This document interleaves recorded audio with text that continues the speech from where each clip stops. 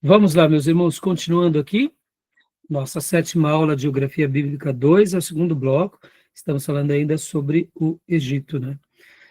Irmãos, então, como há pouco nós falávamos, né, sobre essa questão de sempre pegarmos aqui o material do livro-texto, dos slides, e tentarmos mergulhar, né, no Google Earth, no Google Maps, ver as fotos. Já já a gente vai dar mais uma passeada aqui, conhecendo um pouco mais algumas descobertas arqueológicas, tá bom?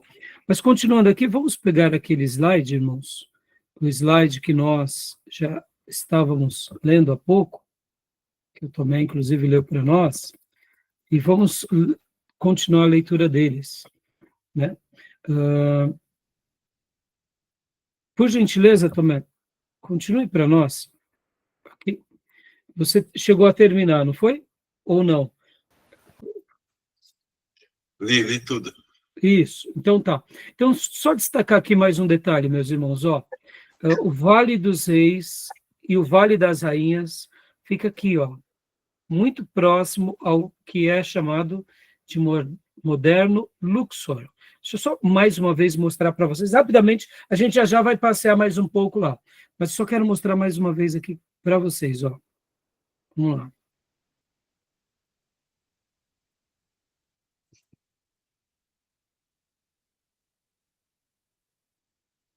Deixa eu compartilhar com vocês.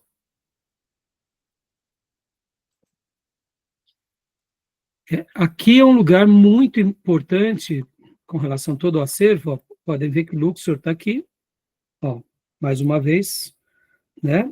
Delta do Nilo, o próprio Nilo, aqui é o Alto Egito.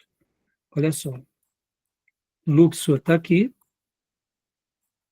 pode ver nessa região, ó, aqui exatamente, a gente viu há pouco, estão vendo? Aqui, estou com o mouse.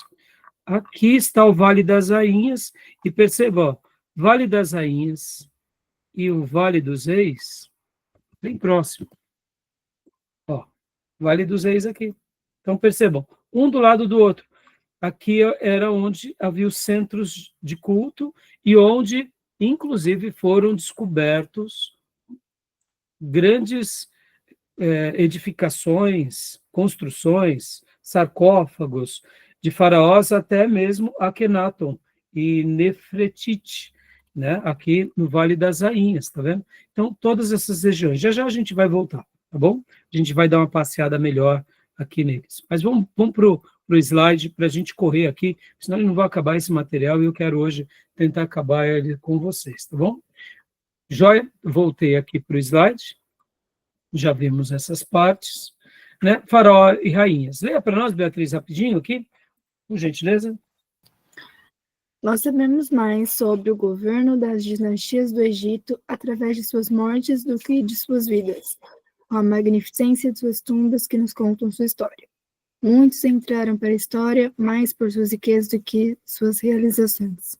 Então, a gente acaba sabendo muito do Egito por isso, e também passou, porque a gente sabe mais do Egito do que sabe da Mesopotâmia, porque tinha tudo a ver com aquilo que eles acreditavam, irmãos.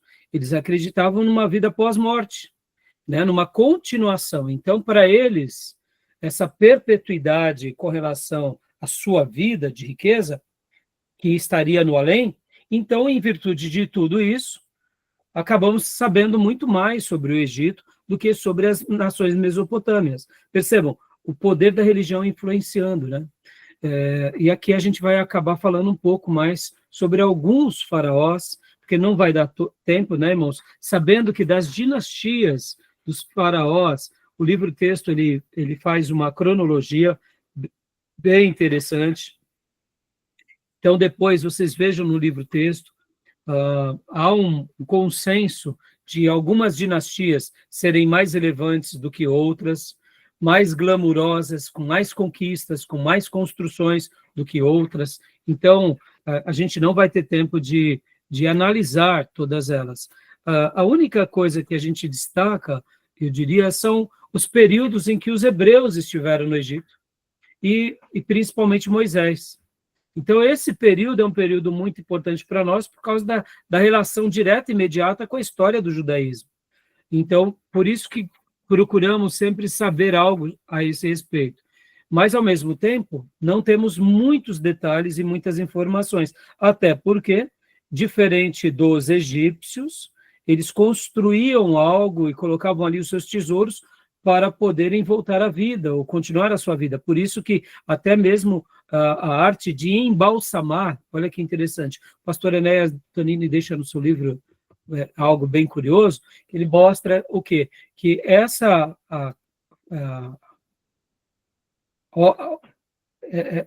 eu não sei como dizer, né? Essa façanha, que é o embalsamamento, se perdeu com os egípcios, né? Ninguém sabe embalsamar como eles embalsamaram. Eles desenvolveram a tecnologia e essa tecnologia se perdeu com eles. Tá bom? Isso é fato. Mas ninguém, pastor, chegou perto dos egípcios? Não, ninguém. Porque podem ver que até hoje as múmias continuam preservadas. Diferente de qualquer outra cultura. Não se tem uma preservação tão longeva. Né? Interessante, né, irmãos?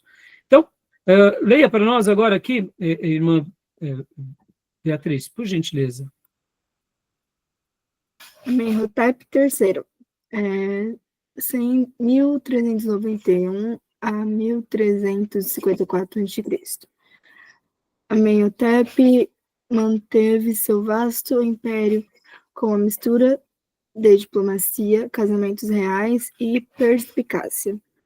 Ele se responsabilizou por um programa de construção, incluindo portos, canais e seu grande templo funerário em Tebas, maior do Egito. Ele foi o primeiro faraó a enviar boletins reais, esculpidos em pedras. Ele era um amante das artes e antiguidades. Ele também era um político habilidoso, enquanto continuava a adornar o templo do estado de Amon e Karnak.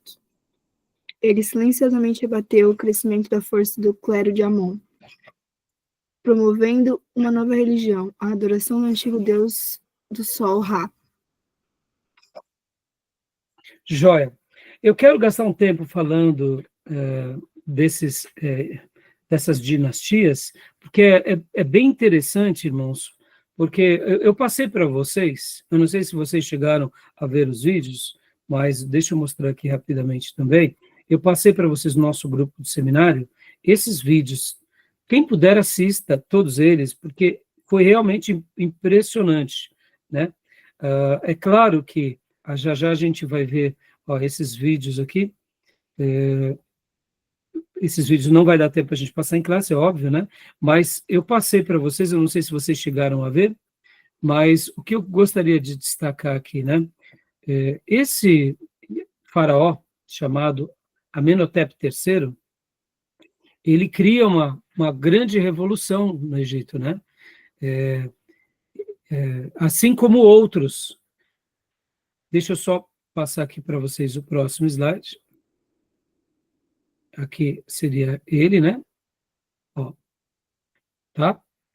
Podem ver que ele também, aquilo que eu mostrei para vocês em Tebas, né? Ele também estava, que hoje é chamado de Luxor, né? Então, ele foi, assim, um faraó muito importante, um rei muito importante, tá bom? E agora, aqui é uma figura dele. Continua para nós esse slide, filha, por gentileza. Akhenaton e Nefertiti, 18ª dinastia, 1300 a.C. Akhenaton e sua rainha Nefertiti estavam atrás de um período revolucionário do governo egípcio, chamado de Interlúdio Amarna, caracterizado pelo surgimento de uma nova arte e reviravolta religiosa. Juntos, eles estimularam a adoração do deus do sol Ra na forma de culto do disco do sol Aton. Akhenaton e Nefertiti se proclamaram deuses vivos. Somente adorando o par real, as pessoas poderiam ter acesso a Aton. Eles estabeleceram uma nova capital de vida curta chamada Akhetaten nos dias modernos, El Amarna, e efetivamente declararam fora da lei a adoração de deuses antigos. Isso fez com que eles tivessem muitos inimigos e depois que morreram, suas imagens foram apagadas de todos os registros. É exato aqui que eu queria chegar quando eu mencionei, logo no início da aula com vocês, aquela questão de Moisés e de José. Lembra que eu falei, por que os egípcios, eles de fato, não registraram a história de Moisés? Ora, eu, como um governador ou um descendente de Faraó, ou como parte da corte ou dos sacerdotes egípcios, vou registrar que aquele hebreu mandou praga para mim e que os nossos deuses foram humilhados? Jamais, né? Não faz sentido. A história ela é registrada, ela é preservada pelos vencedores. Como há pouco a gente viu aqui, que o faraó anterior, aqui, Amenhotep III, ele foi o primeiro faraó a enviar boletins reais, esculpidos em pedras. Então, ele era amante das artes e das antiguidades. E ele tinha uma habilidade política muito grande. Então, o que eu quero destacar com relação a esse faraó e o Akhenaton e Nefertiti? Olha só que interessante, meus irmãos. Parece algo muito simples, mas, 1391 a 1354. E aqui já por volta de 1300, né? 18ª dinastia. Esse Akhenaton aqui, segundo os historiadores e arqueólogos, ele tenta fazer uma revolução lá no Egito.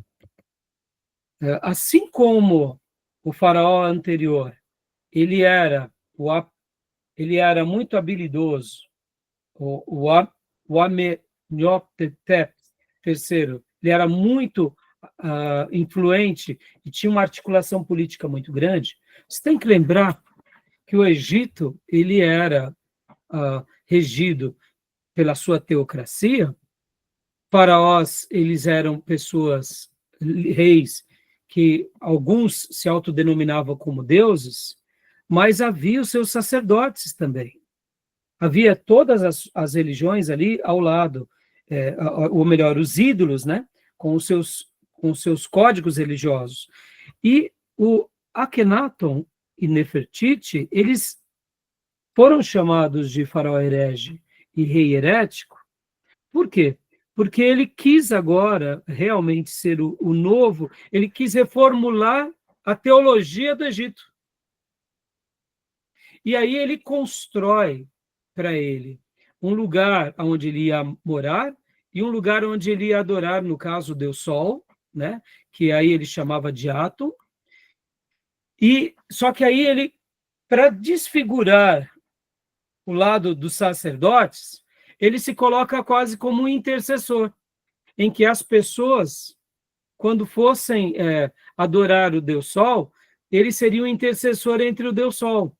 Ou seja, os sacerdotes ficaram à margem de toda essa influência. Então, ele trouxe para si essa supremacia, agora como rei e como um líder espiritual da nação. Então, ele unifica, mas, ao mesmo tempo, aquilo que a gente aprende, né, irmãos, ele divide, porque, mesmo sendo um rei, mesmo sendo um império, você nunca vai liderar sozinho. Você precisa daqueles que estão ao seu lado, que é o povo. E aqui a gente está falando de uma história já praticamente quase que milenar, que tinha os seus deuses, que tinha os seus credos. Ou seja, aquela população que já adorava os deuses, adorava o Nilo, adorava o sol, adorava os deuses, de repente, do dia para a noite, agora é uma nova religião. Então, por essa razão, a gente entende um dos motivos porque a sua história foi o quê?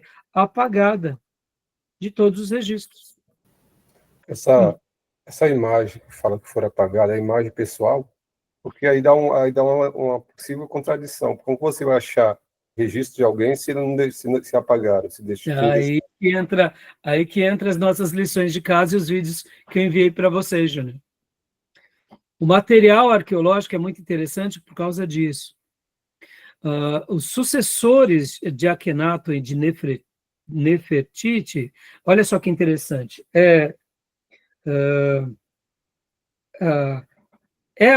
Nefertiti, ela acabou agindo praticamente quase como uma corregente ao lado de Akhenaton. Vou mostrar outra figura aqui para vocês, olha só que interessante. Ó, essa é a figura de Akhenaton. O rosto um pouco mais comprido, alguns detalhes um pouco diferentes. Alguns historiadores vão dizer que ele tinha alguns problemas ósseos. Aqui é a figura de Nefertiti. Ó, aqui são achados arqueológicos daquilo que ele representou como agora a nova religião. Pode ver aqui é Aton, Sol, seria o Deus Sol. Ele e a sua esposa como os intérpretes que levam, vamos dizer assim, toda essa divindade para o povo. E sem eles não havia, vamos dizer assim, porque eles se autodenominavam deuses, essa união, né? Eles eram intercessores entre o Deus Sol. Só que, olha só interessante, o chapéu dela é um chapéu também praticamente de um faraó. Então, segundo as mudanças que ocorreram nesse período, dizem alguns historiadores e arqueólogos, que foi muito agressivo, né? Porque, além de tudo, ela foi corregente e quase que uma faraó feminina também. Existiram outras também, mas, assim, era raro, né? Então, o que acontece? Júnior, voltando aqui à sua fala, né? Logo na sequência que vem as dinastias e os herdeiros de Akhenaton, o governo dos descendentes dele, é aí por isso que a gente vai entender um pouco melhor a história, e agora entra aqui, ó, Tutankhamon. A gente vai ouvir falar muito sobre Tutankhamon.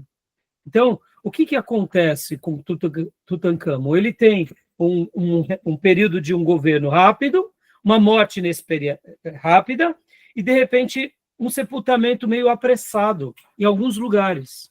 Ficou tudo, durante muito tempo, Júnior, literalmente encoberto ali no Egito, no Vale dos Reis e nos Vales das Rainhas.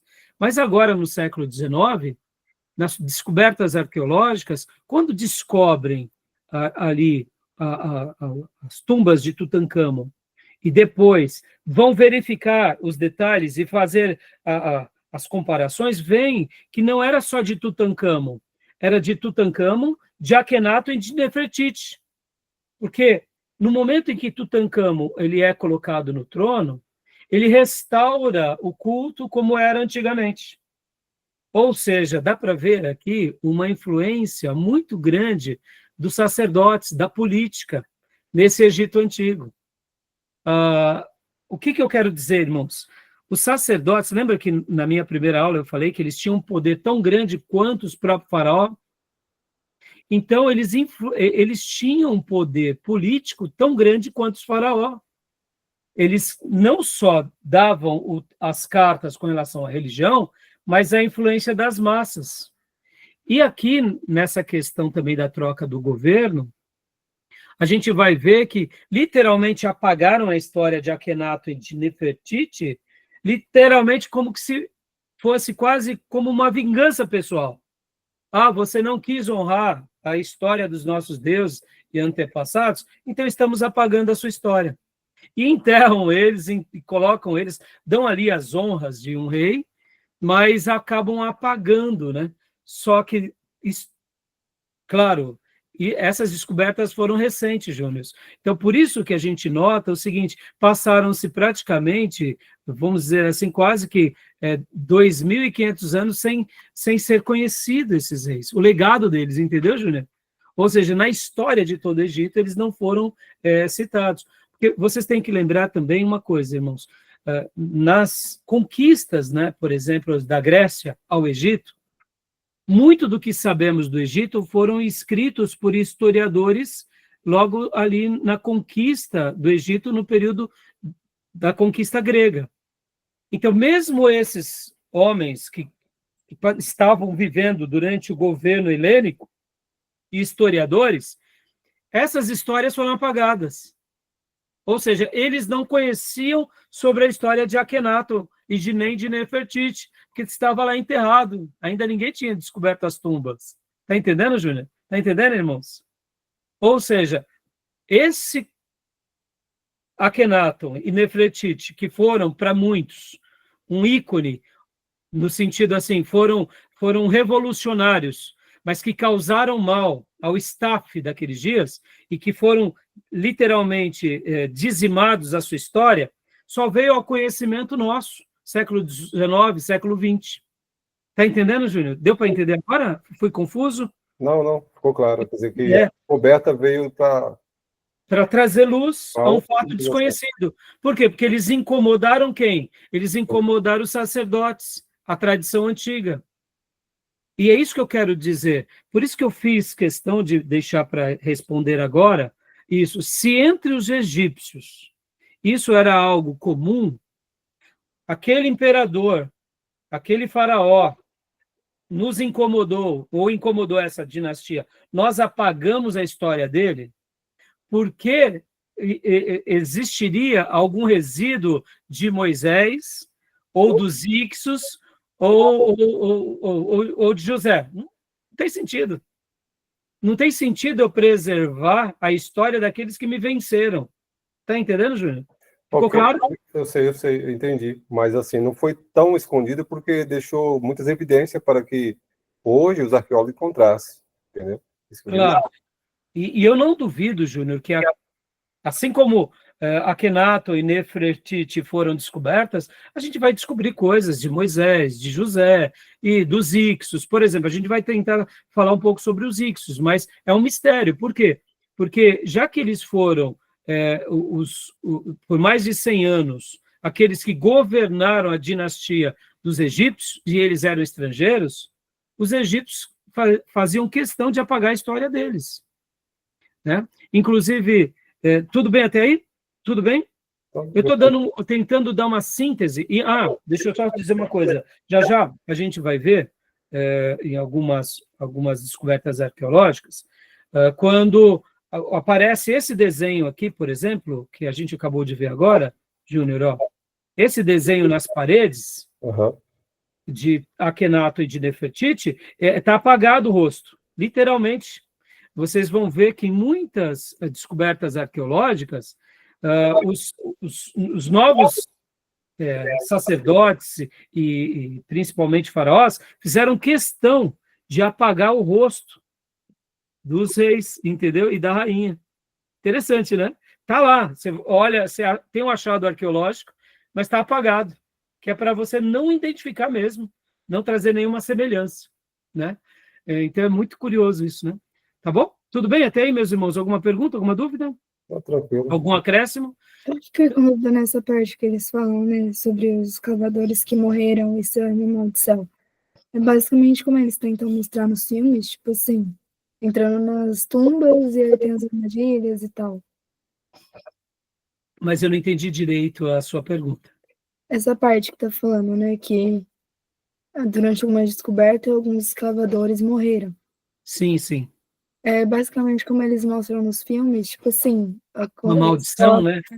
Então, num primeiro momento, Beatriz, foi visto assim mesmo. Isso foi um fato, na época de 1800 e pouco, como algo assim.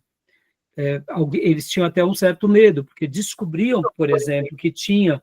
Por exemplo, estão fazendo ali uma escavação, que nem foi aqui na descoberta de Akhenaton e de Nefertiti, como a gente vai ver em Tutankhamon. Eles estavam aqui, acharam, né, por exemplo, a múmia de Tutankhamon, e de repente eles notam que debaixo ali tinha mais espaço. Falou, opa, tem alguma coisa aqui embaixo. Então, o que acontece? A gente tem que lembrar que em 1800 e pouco não tinha tanta tecnologia para se saber o que era, não tinha laser, não tinha... laser não, né? Esses que fazem tipo como se fosse uma sonda, né? Não tinha os instrumentos que hoje nós temos de saber que ali tem uma contaminação grande de vírus, bactérias. E o que acontece? Quando eles abriam uma tumba, muitas vezes aquela tumba estava num lugar fechado já há 1000 anos, 1500 anos. Então tinham certas contaminações e bactérias que no momento em que se abre aquilo, contato com oxigênio e as pessoas respirando, ali dava uma infecção. Então, toda aquela comitiva morria o que os arqueólogos pensavam? É a maldição do faraó tal, né? Isso se popularizou durante muitas gerações, né? Os próprios saqueadores de tumbas, muitas vezes, eles passavam por isso. Então, havia essa lenda. Hoje a gente sabe que não é a maldição, mas é, sim, uma questão biológica, né? Fisiológica. São bactérias, são fungos milenares que estão num lugar seco, né? Sem o contato com nada, que é um perigo, né? Então, na realidade, é isso, né? Tá bom? Então, pode ler para nós, Beatriz, aqui, por gentileza? Essa informação é muito legal. O segundo parágrafo? Você leu o primeiro, né? O primeiro? Isso. Tutankhamon, 1336 a 1327 a.C. Tutankhamon, o último rei da 18ª dinastia, governou menos do que 10 anos e morreu traumaticamente ainda adolescente. Ainda assim, ele permanece como um dos faraós mais famosos do Egito. Isso graças aos incríveis tesouros encontrados em sua tumba, incluindo o sarcófago, a máscara funerária dourada e mais 5.000 em outros tipos de tesouros. A descoberta é também ligada a várias mortes inexplicadas entre aqueles associados à escavação, que muitos atribuem como uma maldição. Na verdade, Tutankhamon fez muito durante o seu curto reinado para reparar os danos causados por seu pai, Akhenaton, incluindo a restauração da antiga religião e levando a capital de volta para Mênfis. Ou seja, o pai tinha construído, né, uma capital.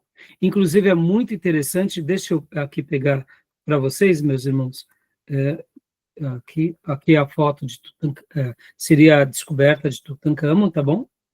Aqui, ó, os achados, né, da múmia dele, que seria ele, né? Então, voltando um pouco aqui, ó. Quando vocês pegarem depois e forem pesquisar sobre os lugares de Akhenaton, e os lugares onde foram achados, né, ó, estabeleceram uma nova capital curta chamada Akhenaten. Vamos dar uma olhada rapidinho lá no nosso material. Eu acho que vale a pena agora vocês verem comigo aqui no Google Earth, né? Vamos fazer essa liçãozinha de casa. Akhenaten. Olha só que legal. Vocês vão ver como é interessante isso.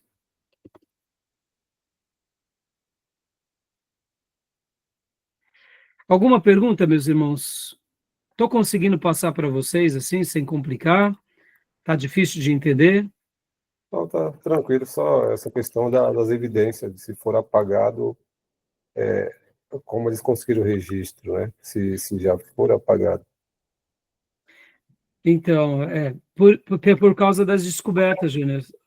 As descobertas, olha aqui, olha que interessante, Júnior. Aqui, ó, mostrar para vocês. Ó.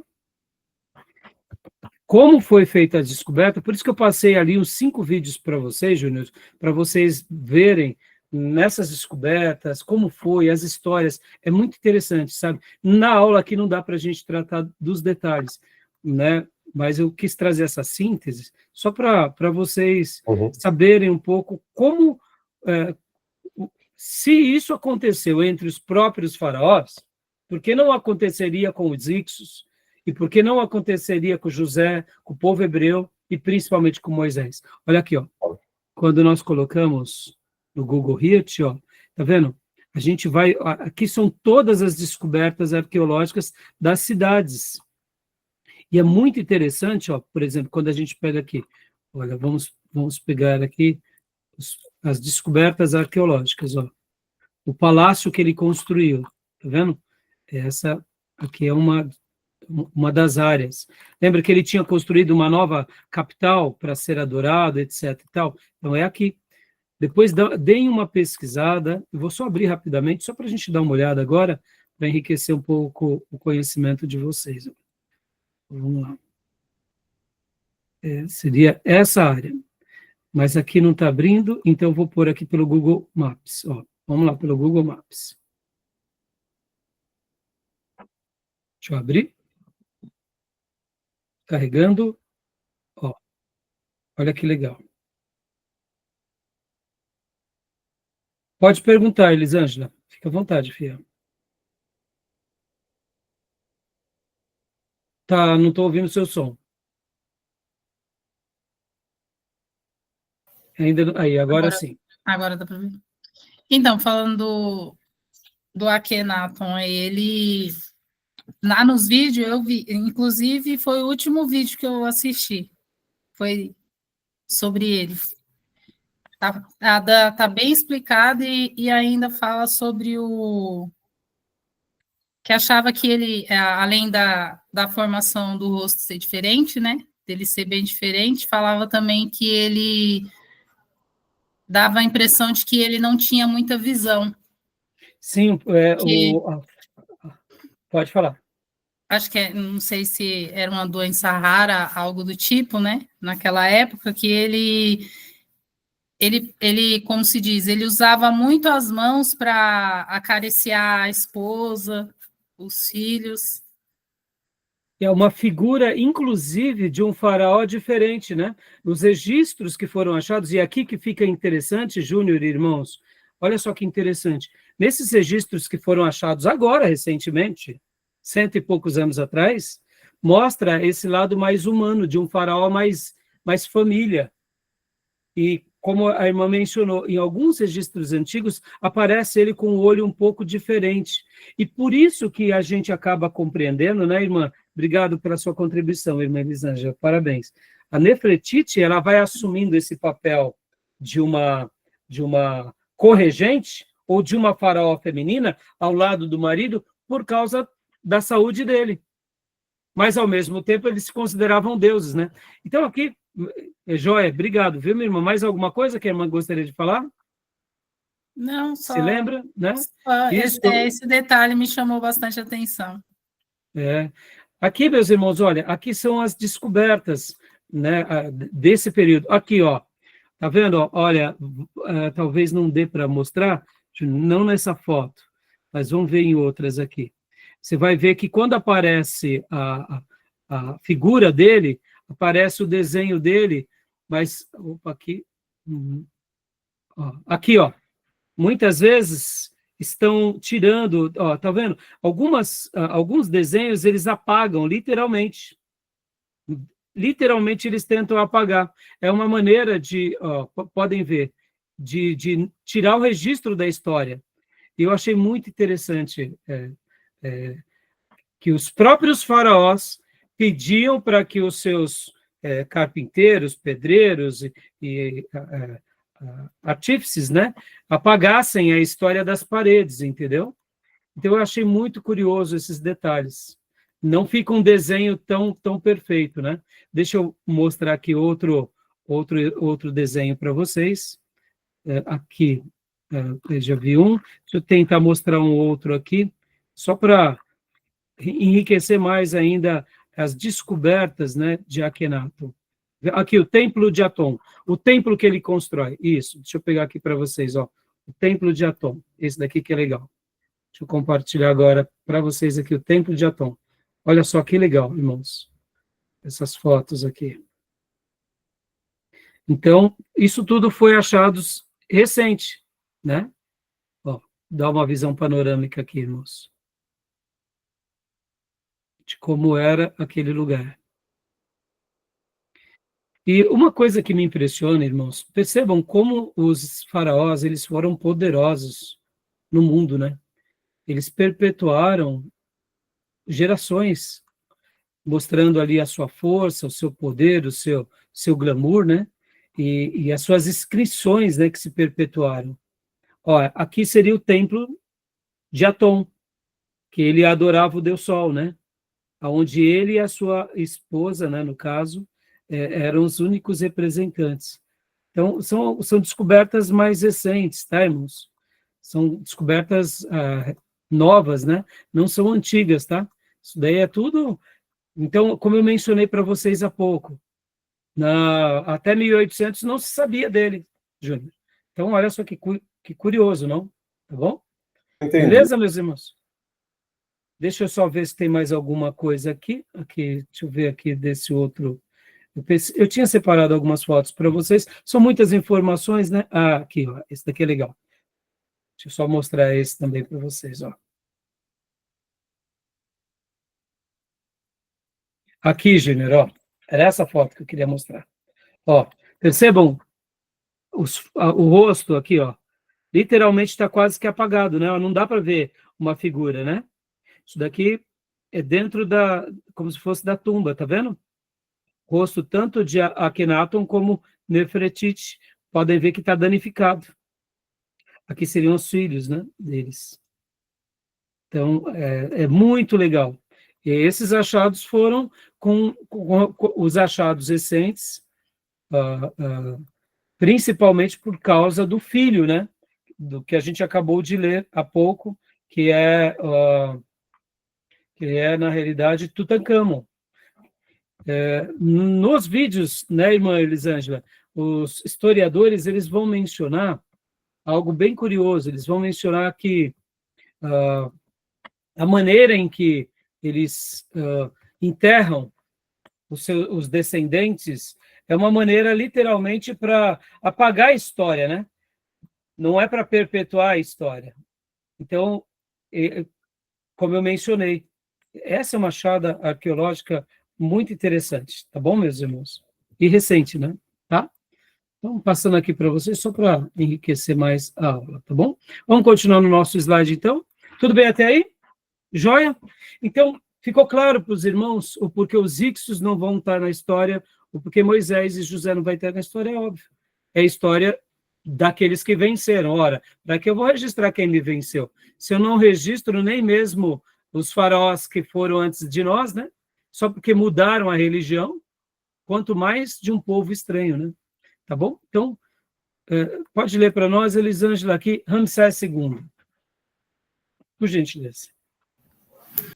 Ramsés II, 1279 a 1213 a.C.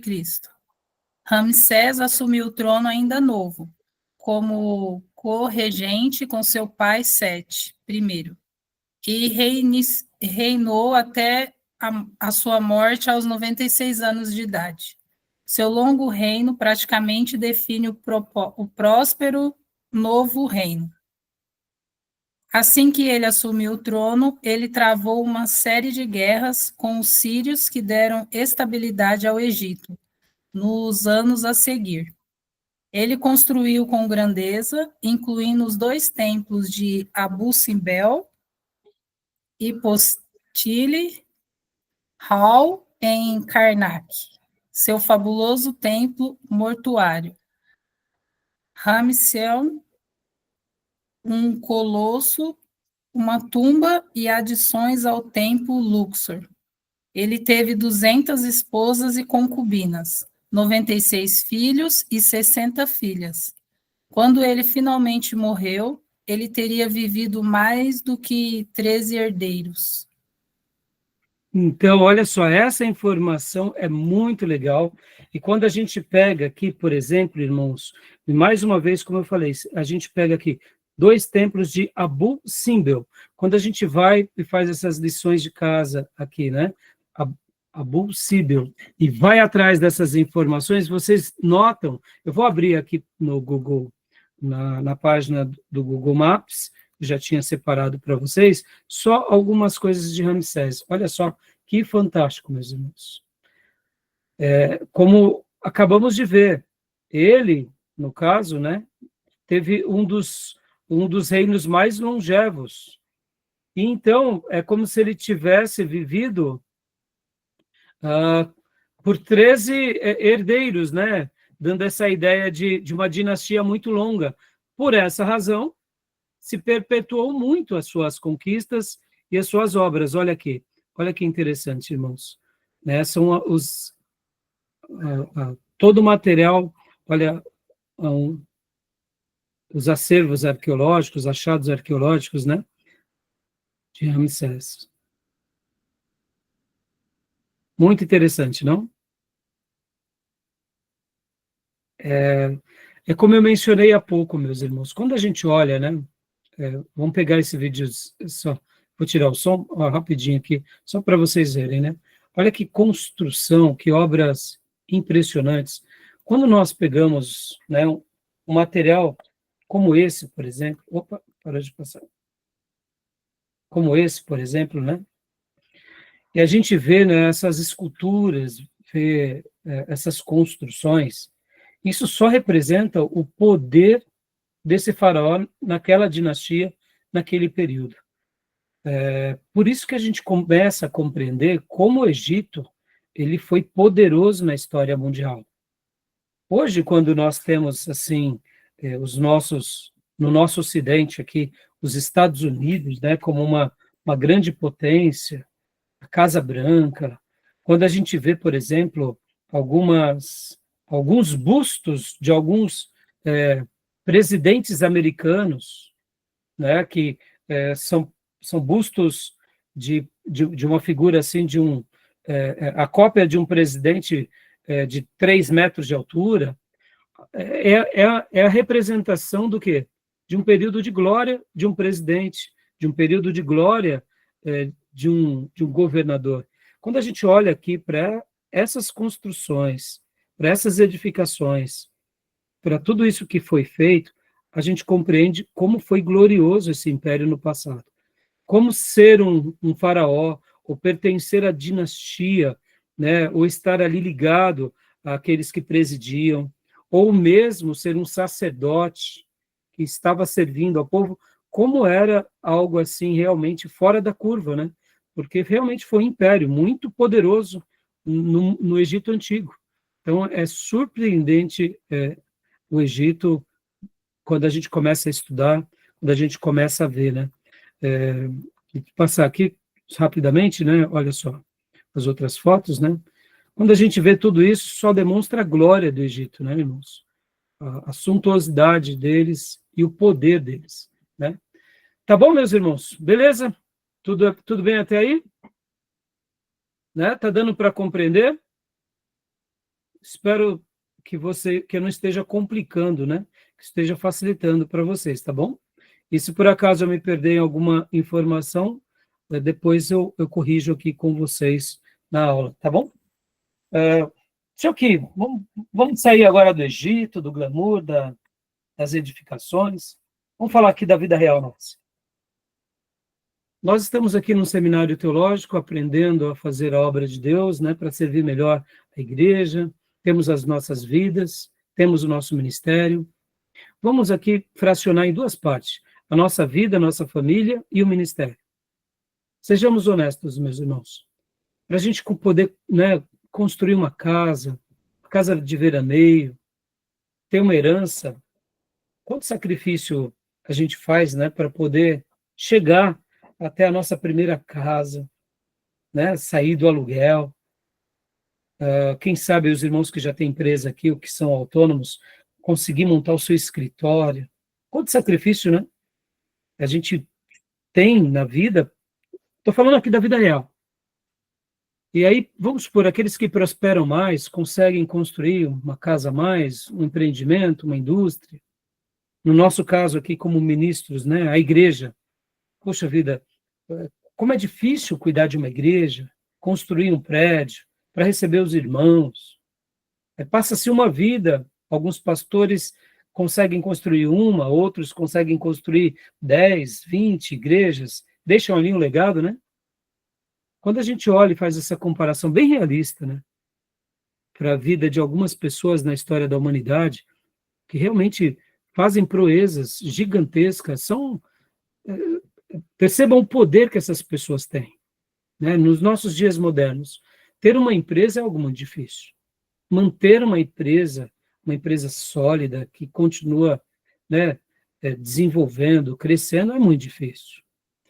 Ter uma igreja, um ministério frutífero, realizado, é muito difícil. Manter ele crescendo, expandindo, abrindo novas frentes, sustentando missões, é muito difícil. Então, por que eu estou falando tudo isso, né? Ao estudar um pouco aqui sobre os faraós, a gente vê como esses homens eles foram poderosos. Como eles se sentiam acima da média do mundo, né, dos seus dias. E por isso que alguns até caíram no grande erro de se sentirem como deuses, né? Que eles tinham um poder muito grande. Percebam que uma riqueza muito grande. Pensem vocês, irmãos, para pagar funcionários, para construir tudo isso. A riqueza que eles não tinham que ter. O domínio, né? Então, quando a gente olha assim para a história antiga e vê, né, todos esses acervos arqueológicos absurdos, que para nós hoje, no presente, nos assusta, imagina viver naqueles dias. Imagina participar daqueles dias. Possivelmente, quando José do Egito tinha ido para o Egito, aquelas pirâmides já estavam de pé. Lá em Gizé. Então é admirável, né? Você ir para um lugar onde você contempla, né, construções, um mundo tão próspero, tão rico, tão culto, tantas inovações tecnológicas. Então, por isso que eles estavam muito além de todas as civilizações naqueles dias, né?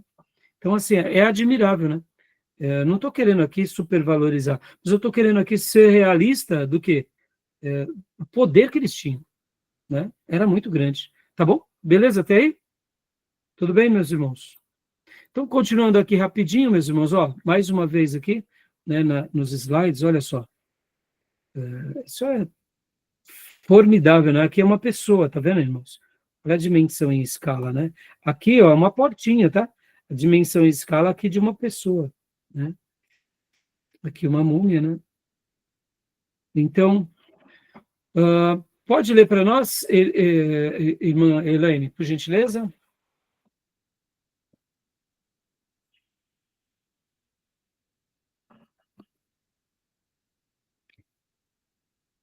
Pode ler para nós, irmã Elisângela?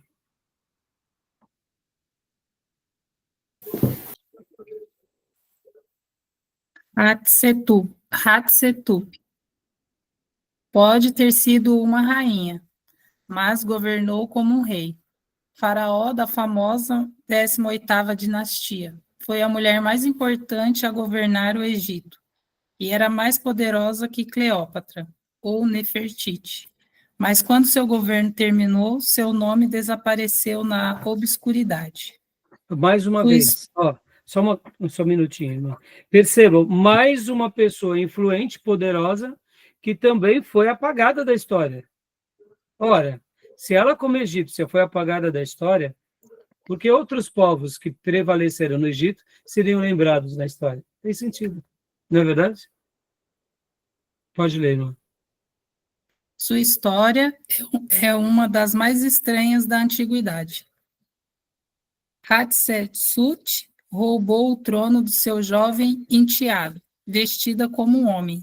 Usou até uma barba falsa e não se denominou como rainha, mas como faraó. Seu poder e influência se estenderam muito além do Egito, até ela desaparecer. Não é que Hatshepsut tinha morrido misteriosamente. Alguém sistematicamente eliminou qualquer sinal de sua existência. Seu nome foi apagado dos registros, seus monumentos foram derrubados, até o seu corpo sumiu. Interessante, né, irmãos? Então, percebam, aí aqui, ó, esse é um lugar onde depois foi descoberto, né, alguma coisa sobre ela, tá bom? Essa daqui seria um desenho dela que foi encontrado, e assim a gente vai entendendo um pouco melhor, como sempre aconteceu na história da humanidade, né? Tá bom? Vamos ler agora aqui Cleópatra, leia para nós, minha irmã, por gentileza, né? Vocês percebam que agora a gente está dando um salto, né, na história, né? Já aqui, século VII, Cleópatra VII, aliás, não é século VII, é século I, né, antes de Cristo. Cleópatra VII, 51 a 30 a.C. Cleópatra não era egípcia, mas membro da dinastia macedônia de governantes dos Ptolomeus. Apesar de seus dois irmãos terem co-governado uma vez, como eles eram novos, ela efetivamente governou sozinha aos 17 anos. Sua aliança política com o líder romano Júlio César ajudou que ela vencesse a guerra civil do Egito. Ela cimentou esta relação, dando a ele um filho, Caesarion, que morreu mais tarde. Mas seu grande amor foi o general romano Marco Antônio, que lutou ao seu lado em Actium contra o imperador Otaviano. Eles foram derrotados e Cleópatra se envenenou, talvez com uma cobra venenosa, dias após o suicídio de Marco Antônio. Essa, vamos chamar assim, rainha, né, é uma das mais conhecidas na história do Egito Antigo, né, meus irmãos? Então, aqui são alguns achados arqueológicos. E agora, para a gente encerrar, a gente vai entrar nos deuses e deusas, tá bom? Beleza, meus irmãos? Tudo bem? Tudo jóia, meus irmãos? Eu espero não ter confundido um pouco a mente de vocês, né? Por isso que eu passei vários vídeos, irmãos, assim, para vocês estarem aprendendo também, né? Como eu mencionei, irmãos, há muita informação.